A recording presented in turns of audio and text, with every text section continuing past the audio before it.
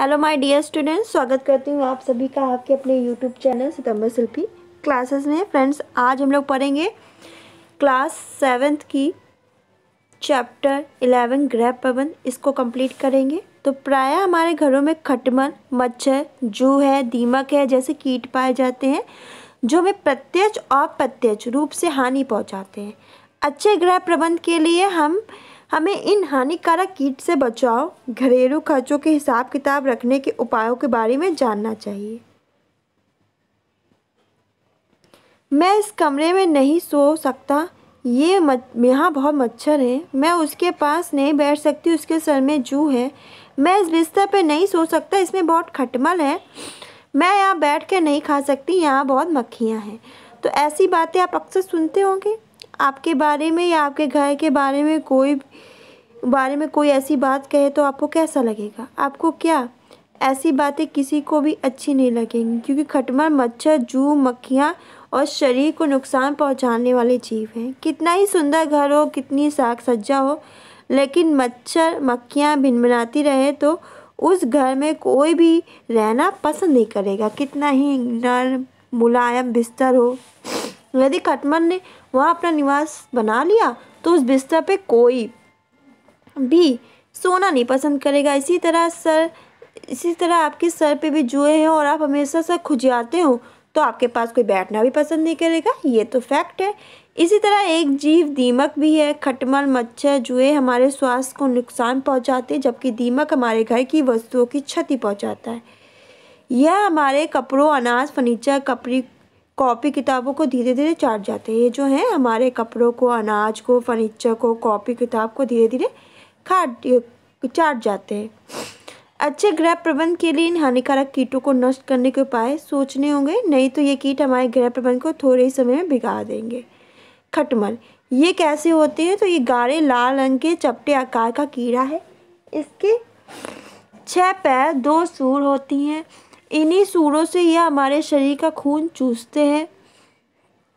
अपनी चपटी आकृति के कारण यह दिन के उजाले में चारपाई में, मेज, कुर्सी, पलंग, अलमारी के दरारों में छिपे रहते हैं। रात में अंधेरा होने पर यह निकलता है, मनुष्य को काटता है। उसे काटने से त्वचा लाल रंग की हो जाती है। काटे हुए स्थान पर दाने निकल आते हैं, सूजन हो जाती है और चिकत्ते पड़ जाते हैं। इनकी वृद्धि बहुत तेज़ी से होती है। बचाव के उपाय हैं: घर में धूप पहुंचाने की उचित व्यवस्था हो, दीवारों में पड़ी दरारों को बंद कर देना चाहिए। ऐसे फर्नीचर जिसमें खटमल पड़े हों उनके दरारों में केरोसिन तेल डालने से खटमल मर जाते हैं। चारपाई, कुर्सी, मेज, पलंग, गद्दे, रजाई को समय समय पे धूप दिखानी चाहिए। खटमल मारने वाली दवाइयों का प्रयोग करना चाहिए। मच्छर हमारे लिए बहुत हानिकारक कीट है, बहुत ज़्यादा। इनके काटने से फाइलेरिया, मलेरिया जैसी घातक बीमारियां हो जाती हैं। यह मक्खी के आकार से थोड़ा छोटा उड़ने वाला कीट है। कूड़े, कचरे, जल भराव के स्थलों पर ये बहुता पाए जाते हैं। अंधेरे स्थानों पर मच्छर अधिक संख्या में रहते हैं। शाम के समय इनका प्रकोप अधिक होता है। यह हमारी कोमल त्वचा से रक्त चूसते हैं, जिससे कई बीमारियों का खतरा हो जाता है। मच्छरों की 3 प्रमुख प्रजातियां हैं: क्यूलेक्स, एनोफिलीज, एडीज। क्यूलेक्स से फाइलेरिया, मादा एनोफिलीज से मलेरिया, एडीज से एडीज मच्छर काटने से डेंगू रोग हो जाता है। इसके उपाय क्या है? तो खिड़की दरवाजे पर महीन जाली का प्रयोग करें। घर के आसपास पानी भरने ना दें। सोते समय मच्छरदानी का प्रयोग करें। समय समय पर घर में मच्छरनाशक दवाओं का छिड़काव करना चाहिए। मच्छरों से बचाव के लिए कई दवाएं बाजार में उपलब्ध हैं, इनका प्रयोग सुविधा अनुसार करना चाहिए।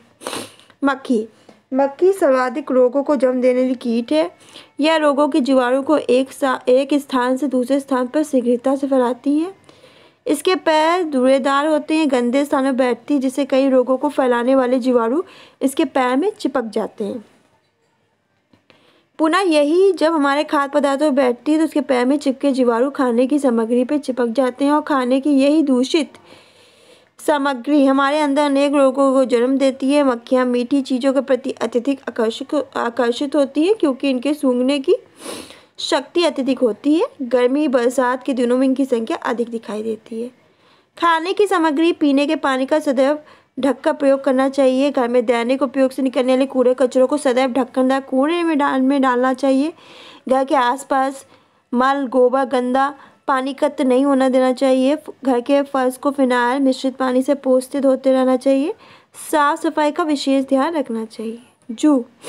जूं सर के बालों में रहने वाला कीट है। यह कत्थई रंग की है। ये बालों के जड़ के साथ चिपकी रहती है, जो सर के त्वचा से चिपककर खून चूसती है। इसी के कारण हमारे सिर में खुजली होती है, जो बाद में अनेक रोगों का कारण बनती है। जूं का प्रारंभिक रूप लीक होती है, जो विकसित होकर जूं का रूप धारण कर लेती है। बचाव के उपाय क्या है? बालों को सदैव साफ रखना चाहिए। सप्ताह में कम से कम 2 बार सिर को साबुन और शैम्पू से जरूर धोएं। जुएं निकालने के लिए महीन दांत वाली कंघी का प्रयोग करें। जुओं को नष्ट करने की वाली दवाई भी बाजार में उपलब्ध है। सिर में जुएं पड़ने पर इनका प्रयोग करें। दीमक प्रायः दरवाजों, खिड़कियों, सीलन युक्त घरों की नींव दीवारों में रहता है। यह कागज और लकड़ी के सामानों को खा के अंदर से खोखला बना देता है। इसका रंग मटमैला होता है। घर में धूप आने की अच्छी व्यवस्था होनी चाहिए। दीमक लगी दीवारों को मिट्टी के तेल से पोंछकर कीटनाशक दवाओं का प्रयोग करना चाहिए। अलमारी के अंदर ये दीमक लगी हो तो वहाँ कीटनाशक पाउडर का छिड़काव करना चाहिए। कीटनाशकों, कृमिनाशकों का प्रयोग। हानिकारक कीटाणुओं से बचाव के लिए हमें समय समय पर कीटाणुनाशक का प्रयोग करते रहना चाहिए। प्रकृति में उपलब्ध ऐसी कई चीज़ें हैं जिनका कीटाणुओं को नष्ट करने के लिए हम प्रयोग करते हैं। इसके अलावा कुछ रासायनिक पदार्थ हैं जिनका उपयोग करने से कीटाणु नष्ट हो जाते हैं। प्राकृतिक यानी सूर्य की रोशनी और हवा। समय समय पर घर की खिड़की दरवाजों को खोलते रहना चाहिए, जिससे धूप अंदर आ सके। रसोई के डिब्बे, चादरों, गद्दों को सप्ताह में, महीने में एक बार धूप जरूर दिखाए। घर के कमरे ऐसे बनाने चाहिए जिससे सूर्य की सीधी धूप और हवा आ सके। घर में सीलन नहीं आएगी। खाने की चीज़ों में फफूंद नहीं लगेगी। भौतिक खौलता जल। अधिक गंदे वस्तुओं को खौलते पानी में धोना चाहिए। चारपाई, मेज, कुर्सी की दरारों में खौलता जल डालना चाहिए। वस्त्रों को कीटाणु रहित रखना चाहिए। खटमल नष्ट हो जाते हैं। रासायनिक में चूना, bleaching powder, potassium permanganate, chlorine tablet, naphthalene की गोली।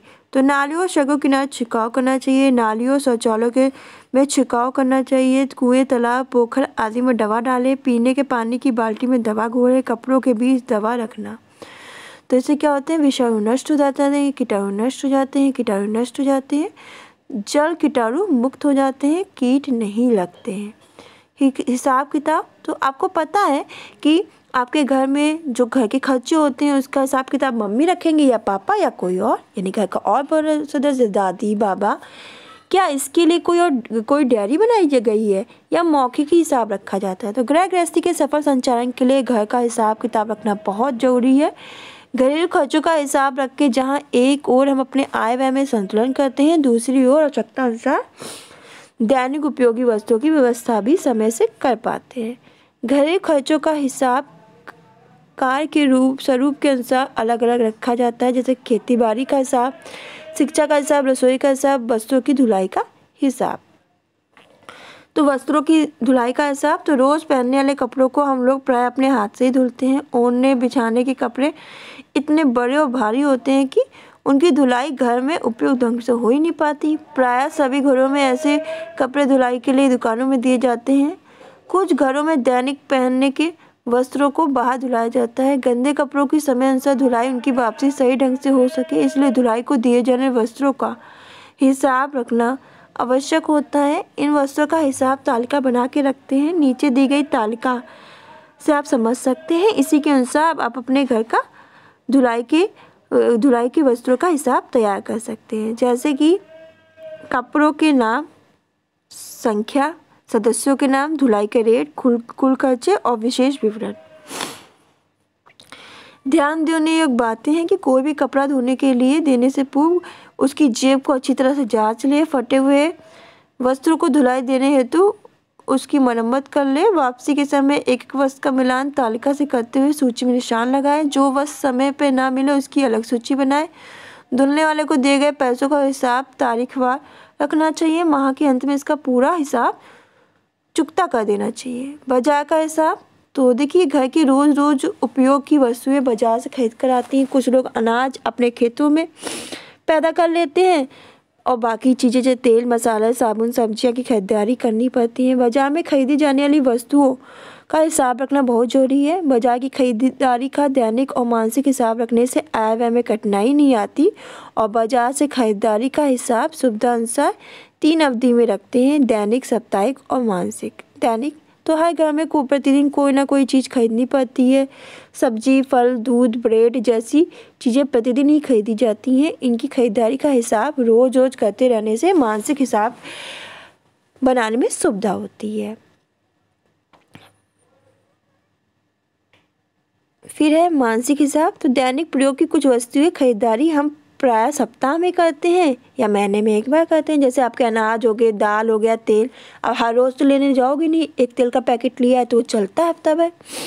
तो महीने भर की उपयोग की वस्तु की खरीदारी एक बार कर लेने से हमें कई तरह के फ़ायदे होते हैं। बार बार आने जाने का जो श्रम होता है वो बचता है और अधिक मात्रा में खरीदारी करने से फुटकर रेट से कम मूल्य में हमें वस्तु मिल जाती है। मानसिक खरीदारी करने से पूर्व हमें अपने घर के खर्चे का पूर्ण अनुमान होना बहुत ज़रूरी है। तभी ये संभव है जब हर महीने अपने घर का अनुमानित बजट खुद से तैयार करेंगे। बजट बनाने से खर्चों का अनुपात नियंत्रित रहता है और अपव्यय से बचा जा सकता है। किसी भी घर का मासिक बजट उस घर की महीने भर की आय पर निर्भर करता है। हमें अपने घर के आय के अनुसार ही खर्च करना चाहिए। आय से अधिक खर्च करने पर घर का जो प्रबंध है निश्चित ही कुछ दिनों में बिगड़ जाता है और अच्छे गृह प्रबंध के लिए आय व्यय में संतुलन बहुत जरूरी है। घर का मासिक बजट बनाने के लिए घर के सभी सदस्यों को एक साथ बैठ के बात करना बहुत ज़रूरी है। सभी की आवश्यकताओं के अनुसार ही घर का बजट बनाया जाता है। नीम की पत्तियों को सुखा के जलाने से जो मच्छर होते हैं वो भाग जाते हैं। चारपाई, पलंग आदि को चिलचिलाती धूप में 3 से 4 घंटे रखने से खटमल मर जाते हैं। सूखे चूने का छिड़काव करने से मक्खियाँ नहीं आती। दीवारों की पुताई के समय चूने की तूतिया का घोल मिलाकर पुताई करने से मक्खियाँ नहीं बैठती। नारियल के तेल में कपूर मिलाकर लगाने से जुएं मर जाते हैं। नीम की पत्तियों को पानी में उबाल कर उस पानी से सिर धोने से जुएं मर जाते हैं। नीम की पत्तियों को सुखाकर अनाज के साथ रखने से अनाज में कीड़े नहीं पड़ते हैं। तो आपको कुछ क्वेश्चन के आंसर देने होंगे कि मच्छर की प्रजातियाँ कौन सी है, इसमें आपको बताना है।